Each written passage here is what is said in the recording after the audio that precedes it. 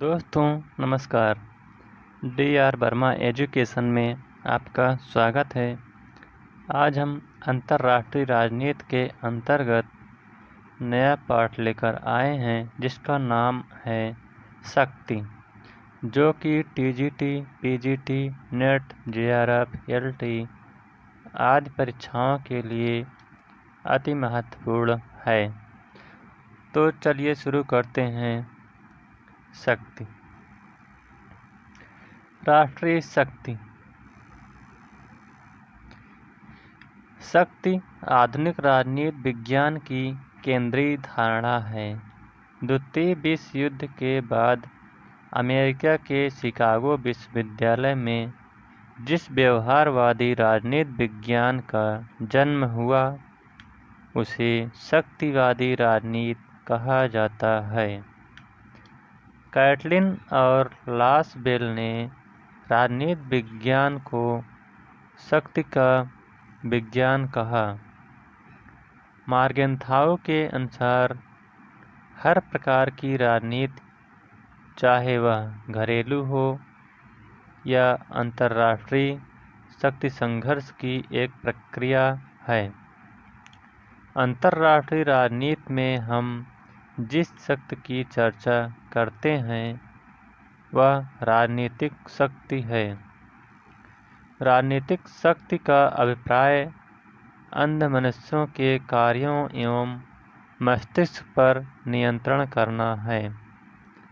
दूसरे शब्दों में, एक मनुष्य द्वारा दूसरे मनुष्य या एक राष्ट्र द्वारा दूसरे राष्ट्र के मस्तिष्क और क्रियाकलापों पर नियंत्रण प्राप्त करना शक्ति कहलाता है।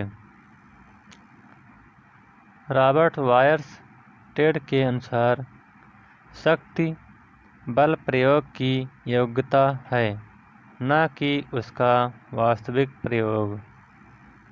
मैकाइवर के अनुसार शक्ति व्यक्तियों तथा व्यवहार को नियंत्रित करने, विनियमित करने तथा निर्देशित करने की क्षमता है। राजनीति शास्त्र में कैटलिन पहला व्यक्ति था जिसने एक ऐसी अवधारणा दिया जिससे शक्ति को केंद्रीय स्थान पर रखा गया। शक्ति के व्यवहारिक रूप को बल प्रयोग कहते हैं। दंड और हिंसा भी शक्ति में निहित है। शक्ति और प्रभाव में अंतर होता है। जब शक्ति में से बल प्रयोग, दंड और हिंसा तीनों को निकाल देते हैं तो उसे प्रभाव कहा जाता है। प्रभाव का अर्थ है अपने क्रियाकलापों या कार्यप्रणाली या विचारधारा के आधार पर दूसरे पर नियंत्रण प्राप्त करना। प्रभाव सदैव दोहरा होता है, अर्थात एक व्यक्ति जब दूसरे व्यक्ति पर अपना प्रभाव डालता है तो वह उससे ही प्रभावित होता है। शक्ति और सत्ता में अंतर होता है। जब शक्ति वैधता प्राप्त कर लेती है तो वह सत्ता बन जाती है। राष्ट्रीय शक्ति के प्रकार। राष्ट्रीय शक्ति के निम्नलिखित 3 प्रकार होते हैं। नंबर 1, राजनीतिक शक्ति। इसे भौतिक शक्ति या शारीरिक शक्ति भी कहा जाता है। किसी राष्ट्र के राष्ट्रीय हितों या राष्ट्रीय सुरक्षा के लिए यह शक्ति सबसे महत्वपूर्ण होती है। इसमें किसी राष्ट्र की सैनिक शक्ति और अन्य अस्त्र शस्त्र शामिल होते हैं। परमाणु शक्ति संपन्न राष्ट्रों की राजनीतिक शक्ति अधिक होती है। नंबर 2, आर्थिक शक्ति। यह किसी राष्ट्र के विकास के लिए अति आवश्यक होती है। इसमें भौतिक संसाधन व प्राकृतिक संसाधन शामिल होते हैं। नंबर 3 मनोवैज्ञानिक शक्ति।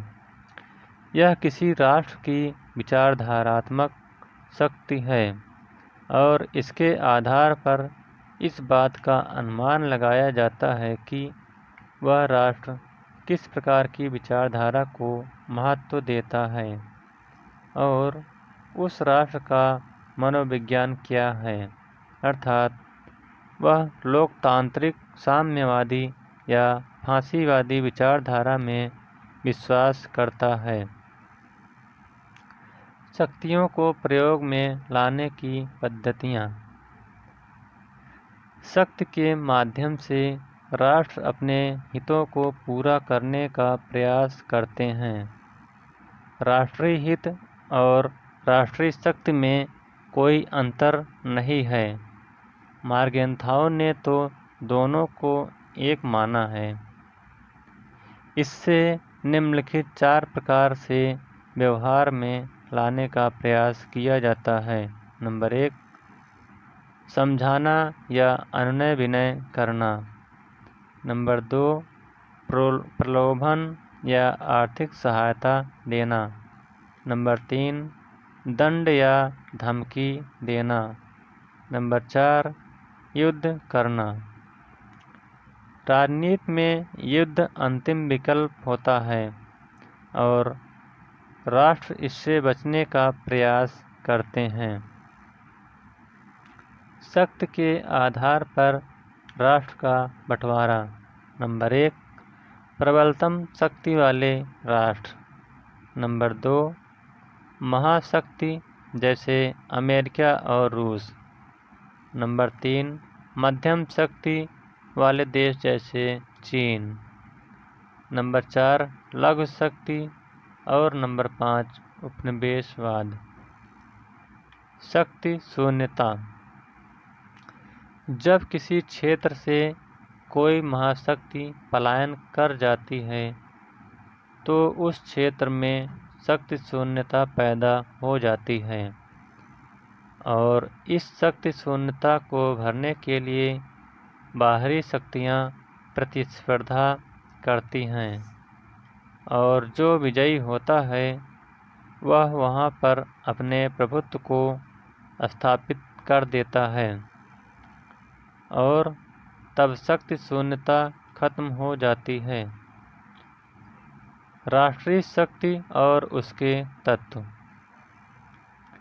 राष्ट्रीय शक्ति को राष्ट्र का सबसे बड़ा केंद्र बिंदु माना जाता है जिसके चारों ओर उसकी विदेश नीति के विभिन्न पहलू चक्कर काटते हैं। मार्गेंथाउ के अनुसार राष्ट्रीय शक्ति राष्ट्र की वह शक्ति है जिसके आधार पर कोई व्यक्ति दूसरे राष्ट्रों के कार्यों, व्यवहारों और नीतियों पर प्रभाव तथा नियंत्रण रखने की चेष्टा करता है। यह राष्ट्र की वह क्षमता है जिसके बल पर वह दूसरे राष्ट्र से अपनी इच्छा के अनुरूप कोई कार्य करा लेता है। राष्ट्रीय शक्ति मूल रूप से सैनिक शक्ति ही है, किंतु इस शक्ति की रचना में अनेक तत्व कार्य करते हैं, इसलिए वह भी शक्ति के घटक तत्व कहलाते हैं, जो कि निम्नलिखित हैं। नंबर 1 भूगोल। इसके अंतर्गत क्षेत्रफल, जलवायु, स्थलाकृति और अवस्थिति आता है। नंबर 2 प्राकृतिक संसाधन। इसके अंतर्गत खाद्य सामग्री और कच्चा माल आता है। नंबर 3 जनसंख्या। नंबर 4 तकनीकी। इसके अंतर्गत सैनिक तकनीकी, औद्योगिक तकनीकी और संचार तकनीकी आती है। नंबर 5 विचारधारा। नंबर 6 राष्ट्रीय चरित्र। नंबर 7 राष्ट्रीय मनोबल। नंबर 8 नेतृत्व। नंबर 9 कूटनीति। नंबर 10 शासन के गुण। नंबर 11 औद्योगिक क्षमता। नंबर 12 सैनिक तैयारी। तो इस प्रकार से शक्ति का यह पाठ समाप्त होता हुआ। अगर यह वीडियो आपको अच्छा लगे तो वीडियो को लाइक, शेयर और चैनल को सब्सक्राइब करिएगा। Thank you.